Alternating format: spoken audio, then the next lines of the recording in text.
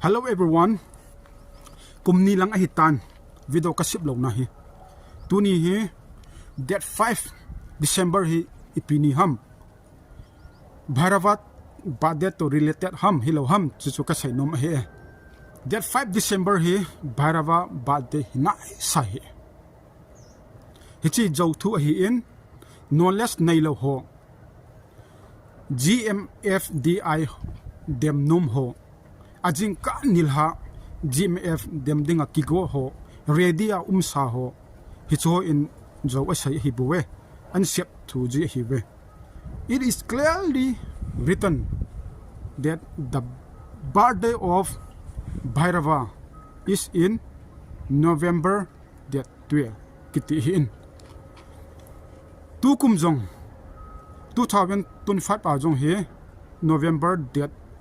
11 apana that 12 chan Bhairava birthday aman hi e kasai benum chu hichi birthday ho he mi sep thu hi e a fan so angai lut ho in a birthday chu observe a bol thu hi e thila ho khang lot shiva ho khang Bhairava khanga hi jo tabang January February March kati hoi umlo hi e January to December I love Monday to Sunday I love that one to infinite hitsu ho hi umlo hi lot shiva ho khanga Bhairava ho khanga apeng ni koi machan he lo he chule Bhairava he lot shiva incarnation he nati jong chu di lo he incarnation ai na sai pol Bhairava he one of the 64 form of Lord Shiva hin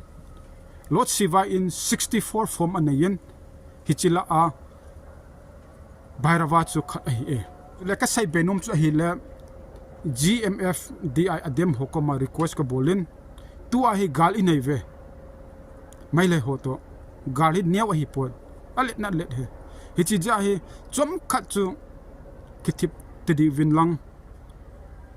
GMFDI hon a boarding dom chu ki bol hanlang no injong pathen tu sai win dem na thu wang chu sai da ta win dem na thu chu na sai jeng ule apam to apam lo hung kin na ding social media hung kin na ding hand to hand hung kin na ding a china le hung ki kap to ding diu tu pu ho jong chu apam lo hi in front line na amol ambo hung ki kap token mai the hi hichija chu chom khat dem hi win na bible pathen le khabu a jong chu kiji hi in go and preach kiti hi in go and condemn ati hi pol hichija chu adem hokoma chu request ka bol hi in bible to jong ki to pon bible and go and preach kiti in go and condemn ati pon hichija chu lungset ta chu am ho chu GMFDI chu suboi da jeng win amon phatak cha a program jihan don't disturb no injong bible nasimwa bible training china hiule pathen thu sai win condemn thu sai win thank you